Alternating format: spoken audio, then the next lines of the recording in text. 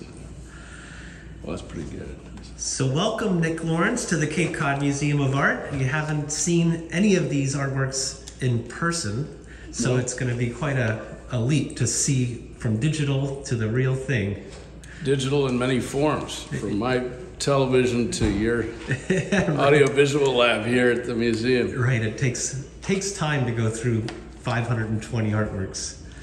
It was an interesting task, and I had a lot of fun working with you on it. And as I mentioned in the previous statement, it was more about looking for what represented departure in the artist's work, right? Rather than trying to guess what their previous work looked like in the departure in their own trajectory as an artist. But so I focused on the idea of departure and stepping off points for artists, and how that was exemplified in whatever media they work in. Well, now that you're here in person, we're hoping you might select 3 awardees for, this is going to be seen at the opening reception, and so this will be the time to see who you might think deserves the top 3 places out of the 53 that are present. That's going to be an even tougher task. Yeah. We've gone from 550 works to 53, and now we're going to try to hone in on 3 stunners. Okay, let's take a look. The grand reveal. Yes. I see you still have Richard Pepitone here. Yeah.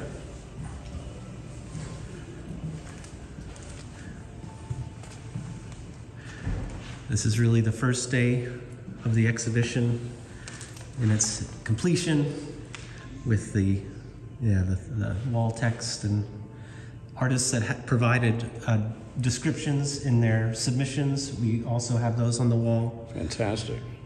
And well, it looks stunning, and absolutely the right hang. I was worried at first when we talked about the project that it would be a salon style, right, with difficult prospect to look at individual works, but you've done a really great job installing it with plenty of room.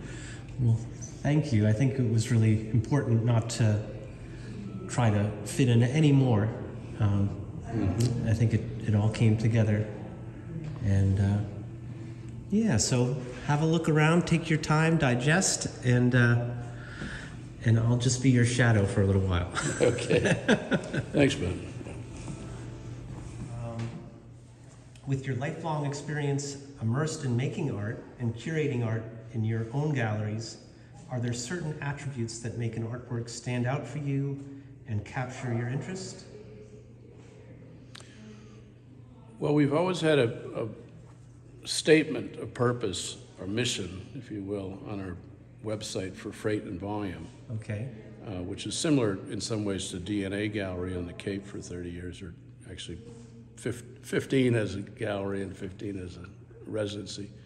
But the mission statement was that we were interested in work in a variety of medium and technique and execution, but work that's unafraid to take risks. And I think when I look at work that has a certain vitality to it, a certain nobody's phoning it in this selection. It's work that really is inventive and surprising to the artist as well as the public. And that kind of energy is what I'm interested in supporting. One of the reasons we were so happy that you said yes to being the juror for this exhibition, and you mentioned in your juror statement that there seemed to be parallel ideas and images surrounding the theme of departures, as if a collective unconscious arrived at similar ideas simultaneously. What were some of the themes and ideas that asserted themselves as you narrowed your selection from 520 entries to 53? Well, again, I had to focus on what exemplified departure in the actual piece, because I didn't know the individual histories of 300 artists. So I had to say, well, this might be a departure in their work, but I'm not as familiar with that. So I wanted to focus on themes of leaping off, of starting new ideas, of physically leaving, as we've seen in that section over here, of one's body into another ethereal kind of place, but departures in mind and body and soul, but also departures that were manifested. For instance, the rider on the horse going backwards,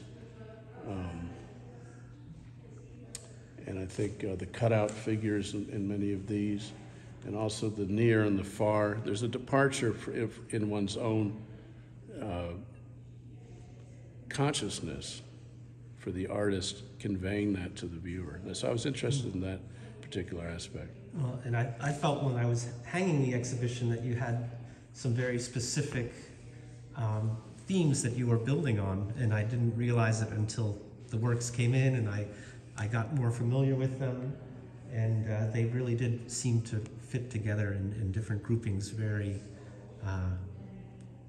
interwoven ways that was a pleasure to have it unfold. Well, it keeps unfolding, and once you put the work up on the wall, as I've seen countless times in installing shows for the galleries, then things start to happen, and things continue to happen between what's on the wall and the viewer. So it's an ongoing kind of discovery. It's almost like your residency program. You get the work all together, and they start to talk to one another. New things happen. Absolutely, new energy, new growth comes out of that. So, how is this jury exhibition different from your curatorial role in your own galleries and your artist residency program? There must be Well, it's very different for the obvious fact that I'm looking at work that's blind. I don't know the artist. I don't know much about their work. I can see a statement. I can see a few entries. Right. As you said, some of them broke the rules and sent more than one entry, but I get a very quick glimpse of something. Right. So that process of selecting work of unknowns is very different than working in my gallery, where I know the artist for the most part very well, and right. I know I've seen work in their studio develop over the years, and we've worked with some artists for 30 years actually. So this was a little bit more of a blind process. It was like a blind tasting. Right. You really had to just to go with your instincts and not have any background. Yeah, it was like having 3 bottles of wine, and there might be one label. There might have been labels that were washed away. You don't know so you really have to go by your taste buds. Something like this. With the departures theme, you stated that you embraced artwork that embodied innovation, striking imagery, unusual palette, or fresh technique, the leaps and bounds of individual artistic expression. With this in mind, where do you see the direction of the art world going in this decentralized, postmodern, post-ism, Art Basel influenced artscape? Well, I see things in cycles. I mean, art tends to eat its own tail. It goes, the serpent going a complete circle, almost, or a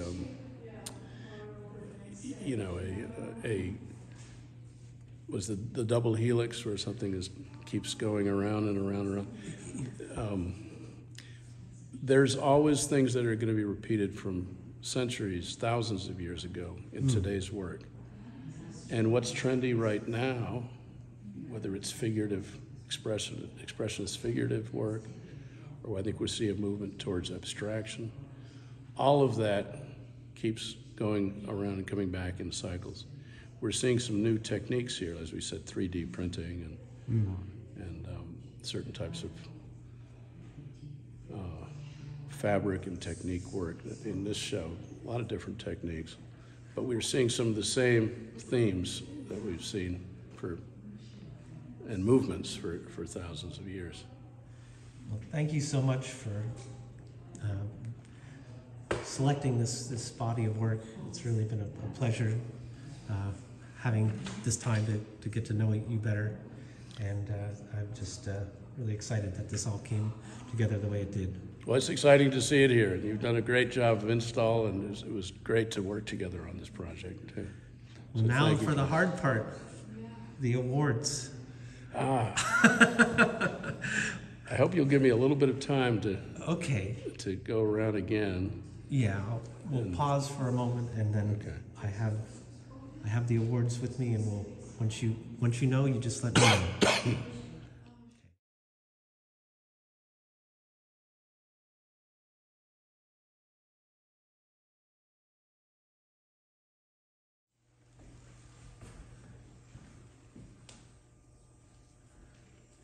There's definitely a feeling of calligraphy in this one. And I think that's repeated in Donna Mahan's work. Yeah. I don't pronounce it right. Mahan. North Truro, living in community. Vintage textiles altered by layering natural dyes, gesso, paint, and ink. You might recall that this artist also submitted some clothing. That's right.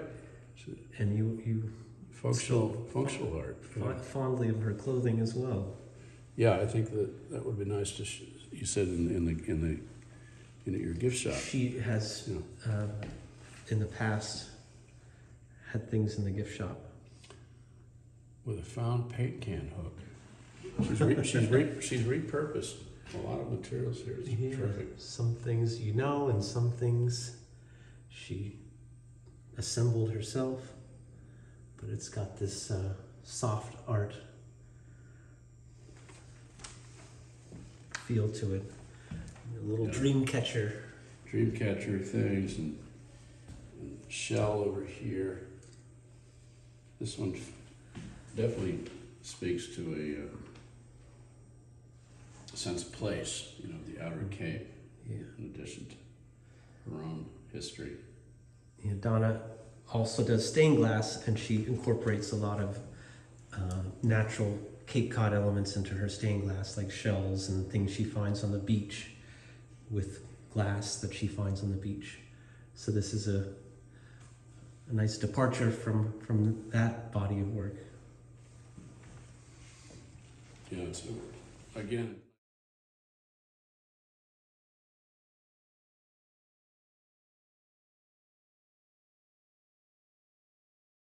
Play and joyfulness about it.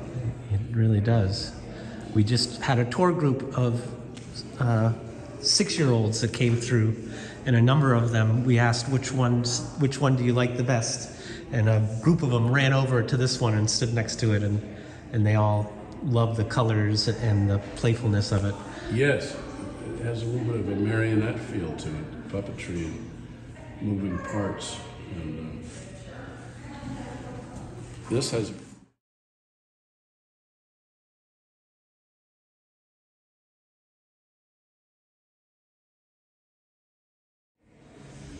I just love this painting in the digital format. Yeah. And now seeing it in its full scale. In the flesh, as it were, just a terrific painting. There's this figure here that's sort of leaning in, which we didn't see as much of in the. Yeah, the owl. The image. Chair. The owl. There's a feeling of Bernard, maybe, or Vuillard too. And the patterning. When we thought we saw an owl on the patio. Yes. Well, there's been a lot of talk about owls since Flacco had his recent demise after being free. Right. Central Park for over a year and a half. It's a timely piece. 2024. He said, looking over a patio with the field beyond and a road running to the horizon. An owl and a figure with a long shadow are near the patio. So a bit of mystery, discovery, and I think, like you said, it's just a wonderful composition. Mm-hmm. And just a pleasure to look at. Yeah, it's almost Emily Dickinson quality of what you can see just from your window, what slice of life you can discern. Great painting.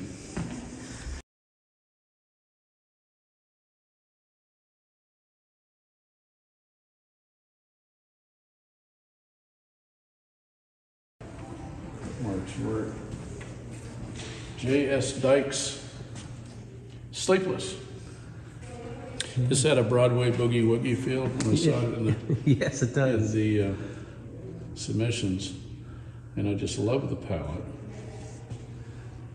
I think all three, maybe four of these paintings have this feeling of you've got to see them in person Yes. rather than digital. But great palette, movement, abstraction, but could be an aerial view. Right. You see these highways going through parks and that kind of thing. And then the infinity symbol Yeah. placed here and there.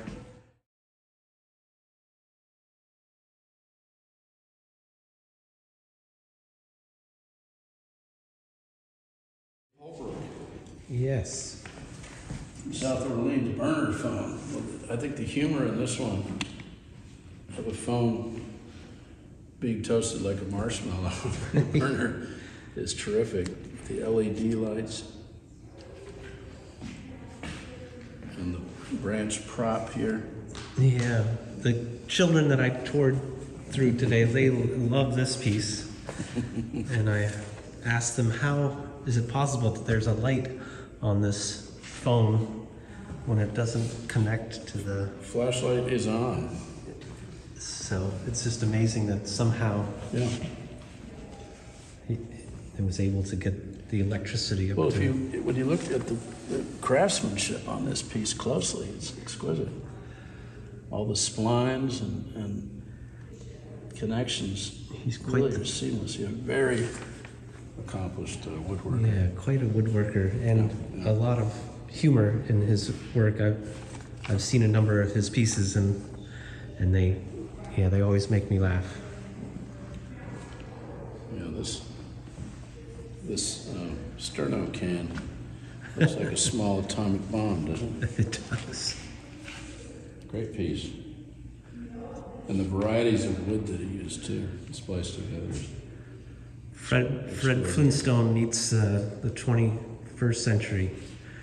That's right. Fantastic.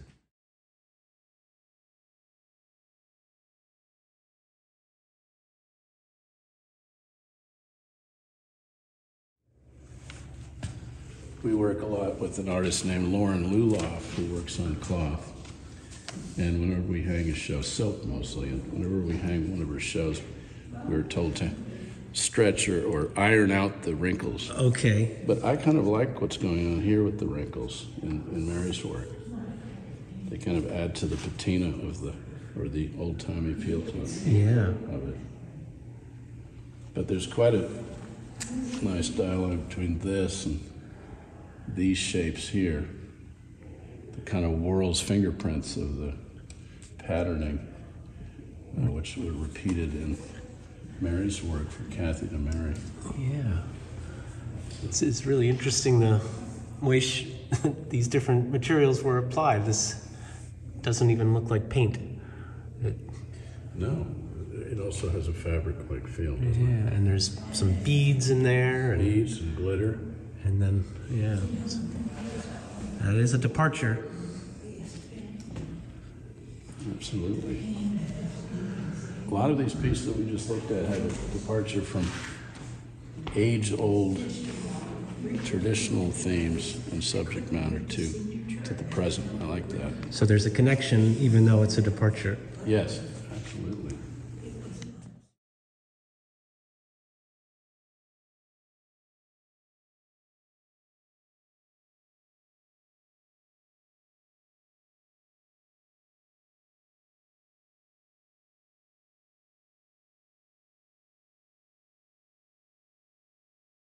Safa Yeah, Bodhisattva finally takes her leave is the title. is someone who is enlightened without the need of being directed on how to be enlightened. They just find their way through life and become an enlightened person. This is Lauren Walk, and it's got such a great, also repeating the feeling of disappearing that we saw Right. in those two works. Ethereal quality, and I love the calligraphy around the edge and the different mandalas. And there's this one figure looking at the other figure. Oh yes, that's a face that's sort of fading into the background. Yeah. It's well worked and has a feeling of really lived in, this painting, this sculpture or assemblage. Mirror, mirror on the wall. You really have to look at the materials closely on this one to appreciate it. Yeah. Yeah, it's very delicately applied. This almost looks like a snake. Yeah, that has a certain... It is a snake. Yeah. Maybe it's Eve in the garden. Yeah. But all of these have a certain closed-eyed, meditative kind of presence, all the figures on this wall. Right, they're all introspective. Be interested to see other works on found materials that Lauren has engaged with. And here's a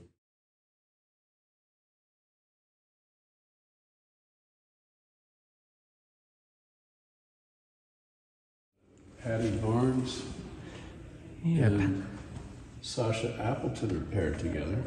So Patty is part of the museum family here. She volunteers in our museum shop and does a lot of things to support this museum. So we thank her for that, and I was happy you selected her. Well, both of these works really exemplify the departure, the psychological aspects of departure.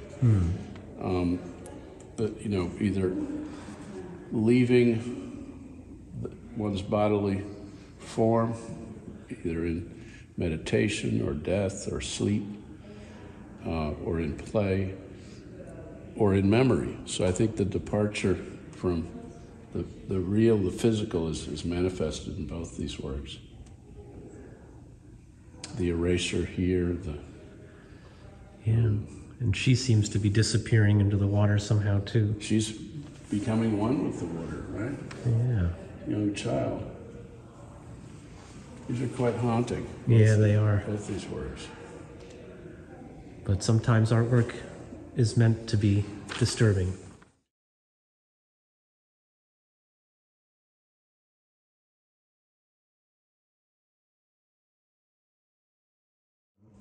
It does have that age to it, doesn't it? It has a very Diane Arbus feel to it. I think Amy Arbus has been a frequent traveler in Provincetown. Okay. But Mark Chester must have been colleagues or certainly influenced by her work, of Diane Arbus's work. And these two women look like twins in their endangered fur coats. about to go to Martha's Vineyard, presumably, maybe Nantucket. I like this little detail of how the two figures are in the foreground, but then if you look very closely at the bow of the ship, there's another two figures. There's some figures echoed up there as well. Yeah. This may be slightly overdressed for Woods Hole. I'm not sure. Maybe. But it's a fun and funny and somewhat sinister piece. That boat sort of cuts through the composition like a blade, doesn't it? It does. It's really dramatic. Well done. We'll have to look at more of that archive.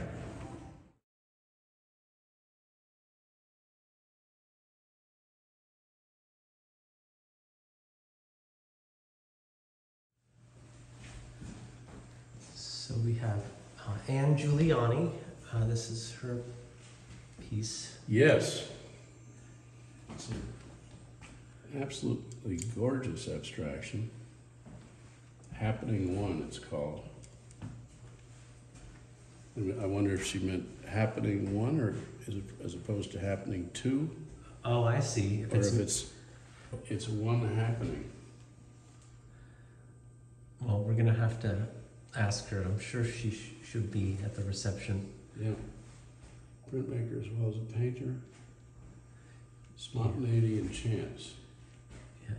And often teaches different classes here at the museum in printmaking and drawing, and she in her classes teaches people how to depart, and so that there's really I think she's been inspiring student artists to get out of their comfort zone. So this is a great representation of that. Absolutely, she's embracing chance and responding to her own marks that she makes. Yeah. I don't think there was an initial sketch for this one. No, it's you got an organic kind of development. Reminds me a bit of those, the steeplechase. When you fold up a paper, every artist keeps adding something to what's been there before. In this context, she's done it herself. She's added to things that she's done before.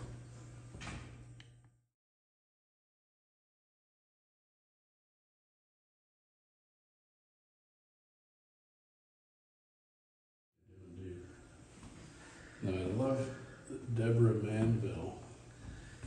Yeah. Which is just a gorgeous geometric abstraction.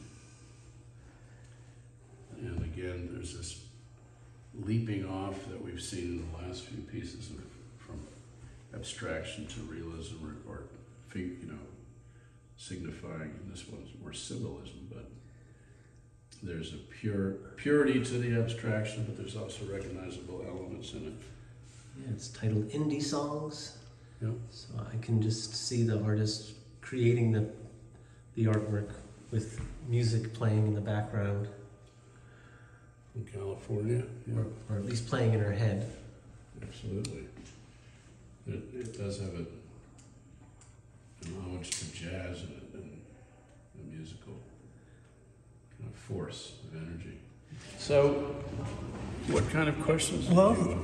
So as a visual artist yourself, and a former owner of the DNA Gallery in Provincetown, the owner and curator of Freight and Volume in Tribeca, owner of the Ready Made Gallery in Orleans, and proprietor of the DNA Artist Residency Program, is there something more that you'd like us to know about you?